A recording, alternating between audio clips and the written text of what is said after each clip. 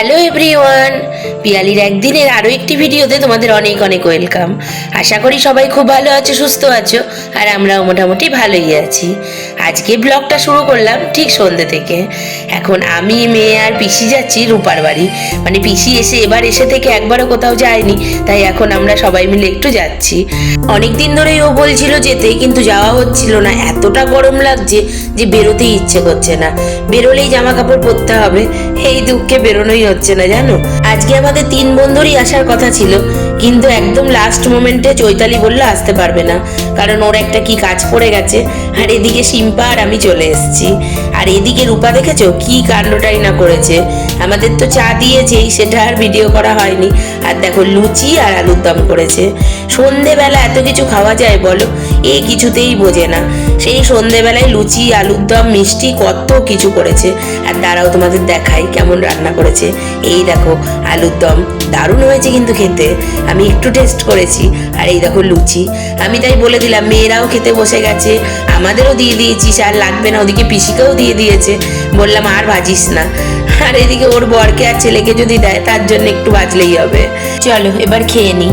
এমনিতেও বাড়িতে লুচি পরোটা করলে আমি একদমই খাই না, আমার একটুও ভালো লাগে না। কিন্তু যেহেতু বন্ধুর বাড়িতে যখন লুচি পরোটা হয় তখন খেতেই হয়, কিচ্ছু করার থাকে না। যদি বলি খাবো না, ঠুসে ঠুসে খাইয়ে দেয়। তো আর কি করা যাবে, বন্ধুদের পাল্লায় পড়ে কিছুটা তো খেতেই হবে। আর এখন দেখো শিম্পা টাকা বার করছে। এই যে আমি বললাম আমাকেও দে, কিন্তু এটা রূপাকে দিচ্ছে, ও জামা কাপড় সেলাই করেছিল বলে। আর এই দেখো পিসিও বসে খাচ্ছে। জিজ্ঞেস করলাম কেমন হয়েছে খেতে, তাই বলছে দারুণ হয়েছে। আর দাঁড়াও তোমাদের একটা জিনিস দেখাই। এই দেখো ক্যাকটাসের ফুল গাছ। ক্যাকটাসের ওপর এত বড় বড় ফুল হয় আমি কিন্তু জন্মেও দেখিনি। তোমরা দেখেছো কিনা একটু জানিও। কি দারুণ লাগছে বলো ফুলগুলো। রূপার ছেলে আবার ক্যাকটাস প্রেমী, তাই জন্য ওর কাছে বিভিন্ন রকম ক্যাকটাস আছে, তাই ওখান থেকেই ফুলটা এনে আমাদেরকে দেখিয়ে দিল। চলো এবার বাড়ি ফিরি। আগের দিন ব্লগটা শুরু করেছিলাম সন্ধ্যে থেকে, রাত্রিবেলা এসে আর শেষ করা হয়নি, তাই আজকে চলে এলাম একদম পরের দিন। সকাল সকাল উঠে কাজকর্ম সেরে নিয়েছি, আর এদিকে আমি চাও করে নিয়েছি। তো এবার বিস্কুট দিয়ে নিয়ে চলে যাচ্ছি ঘরে। এবার একটু চা খেয়ে নেব, তারপরে রান্নাবান্নার দিকে যাব। চলো সবাইকে আবার জানাই গুড মর্নিং। সকাল সকাল চাটা খাওয়া হয়ে গেছিল, ঠিক টিফিন খেতে বসে হঠাৎ পিসি বলছে আজকে আমাকে একটু বাড়িতে দিয়ে আয়। আর ভালো লাগছে না, অনেকগুলো দিন হয়ে গেছে। আর দেখো বাজে এখন 10টা, এখনই উনি রেডি হয়ে গেছে। বলতে না বলতেই রেডি হয়ে গেছে, কি না বাড়ি যাবে। এদিকে বাড়ি যাবে কখন জানো?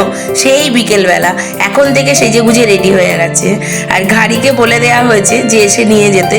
তা আমি বললাম তোমার এত তাড়াতাড়ি সাজার কি আছে, কিন্তু বাড়ি যাওয়ার জন্য এত উৎসুক হয়ে গেছে যে বাড়ি আজকে নাকি যেতেই হবে, আর নাকি ভালোই লাগছে না।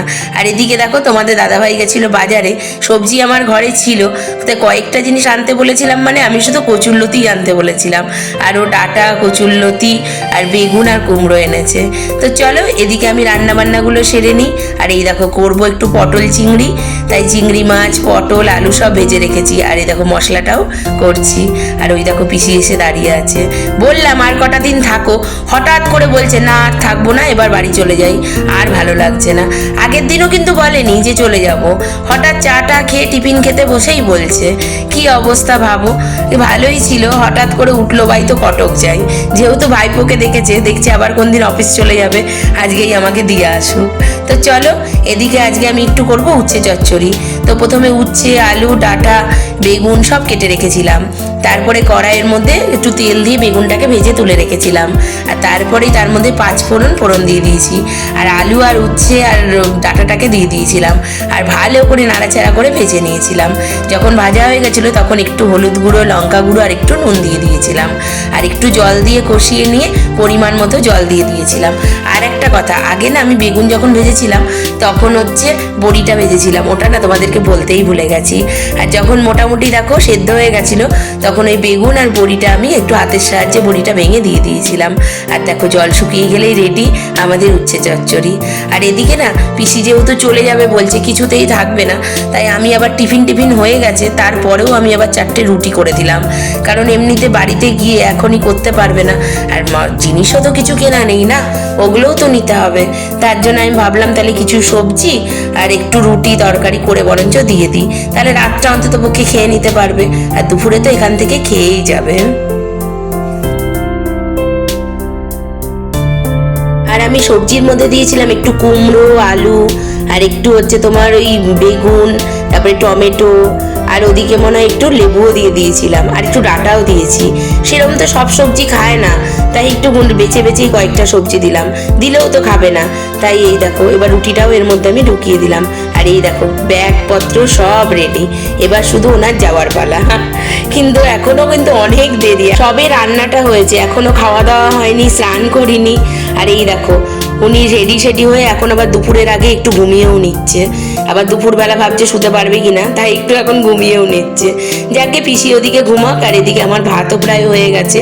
তো আমি গ্যাস ট্যাস মুছে একটু বাসন টাসন মেজে নিই একেবারে স্নান টান করে তারপরে দুপুরে খেতে দেবো। আর তারাও দেখাই পটল চিংড়িটা কেমন দেখতে হয়েছে, দেখো কি সুন্দর হয়েছে না? আর একটু মনে হচ্ছে খেতেও ভালো হয়েছে, খেয়ে তো অবশ্যই জানাবো। আর এই পটল চিংড়ির রেসিপি কিন্তু তো আমার এই চ্যানেলেই শর্টসে তোমরা পেয়ে যাবে। আরও অনেক কিছু করেছিলাম, তো চলো এবার পিসিকেও খেতে দিয়ে দিই আর আমরাও খেয়ে নিই। আর এখানে হয়েছে আর এক কাণ্ড জানো, পিসি যাকে সকালে গাড়ি নিয়ে এখানে আসতে বলেছিল সে আসবে সাঁতরাগাছি থেকে, আর বলেছে যে রিসরায় আসতে। সে কি শুনেছে কে জানে, সেই গেছে কোথায় জানো, সাঁতরাগাছির বাড়িতে গিয়ে দাঁড়িয়ে আছে। বলে এখানে আমরা তো বাড়ির সামনে তোমার দাঁড়িয়ে আছি। তো পিসি বলছে কোন বাড়ির সামনে? বলছে কেন তোমার বাড়ির সামনে? বলছে তোমাকে তো বলেছি আমি রিসরায় আসতে, আর উনি সাঁতরাগাছিতে দাঁড়িয়ে আছে। সেই 4টের সময় যাওয়ার কথা, আর এখন বাজে 5:30, এখনো গাড়ি আসেনি।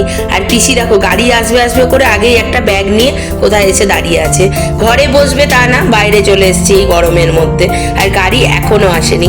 মানে 4টের সময় গাড়ি সাঁতরাগাছির বাড়িতে গিয়ে হাজির হয়েছিল জানো, তারপরে ফোন করে বলাতে সে রিসরায় আসছে। আর একটা কাণ্ড ঘটেছে, রিসরায় আসার আগে উনি কোন্নগর দিয়ে ঢুকেছে, কোন্নগর দিয়ে ঢুকে এই রাস্তা ও রাস্তা করে রিসরা আর আসতে পারছে না। আমি বারবার বলছি যে হচ্ছে লোকেশনটা দেখুন, সে আর বুঝতে আর পারছে না। তো এখন দেখো ওদিকে ভাইপো পিসি সব দাঁড়িয়ে আছে আর আমিও দাঁড়িয়ে আছি। এখন প্রায় 6টা মতো বাজতেই গেল, এখনো গাড়ি এসে পৌঁছলো না। সেই 4টেই গাড়ি আসার কথা। আর প্রবলেমটা কি জানো তো, ওর তোমাদের দাদা ভাই আবার যাবে এখান থেকে অফিসে, ওর আবার নাইট ডিউটি আছে। তো পিসির বাড়িতে যদি 4টের সময় গাড়ি আসতো, 5টার মধ্যে পৌঁছে যেত, তাহলে একটু পরিষ্কার টরিষ্কার করে তাহলে যেতে পারতো মানে অফিসে। আর এখন গেলে আর কি করবে বলো, কিছুই করতে পারবে না, পিসিকে নামিয়ে দিয়েই চলে যেতে হবে। তবে তাও পরিষ্কার মানুষ তো, আমার মনে হয় যতই হোক একটু হলে পরিষ্কার করে দিয়ে যাবে। আর এই দেখো সবে গাড়ি ঢুকলো, দেখেছো কেমন সন্ধে হয়ে গেছে, সেই বিকেল থেকে দাঁড়িয়ে আছি আর এখন পুরো সন্ধে। তো দাঁড়াও পিসি এবার যাবে, ব্যাগপত্রগুলো ধরে এগিয়ে দিই। এর আগে তো তোমরা দেখেছিলে যে পিসির কোমরে চোট পেয়েছিল, তো এখানে এসেছিল। তো ডিসেম্বরের প্রথম দিকে গেছিল, আবার হাতটা ভেঙে আবার ডিসেম্বরের হচ্ছে লাস্ট উইকে চলে এসেছে। মানে কয়েকটা দিন বাড়িতে ছিল, তার মধ্যেই আবার পড়ে গিয়ে আবার হাত ভেঙে গেছিল। তো এতদিন এখানেই ছিল, শীতে এসছে, আর এখন দেখো বিশাল গরম।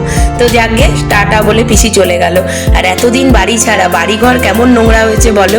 আর এদিকে কাজের বউকেও তো বলা হয়নি, কারণ যেহেতু চাবি আমাদের কাছে আছে, মানে পিসির কাছে।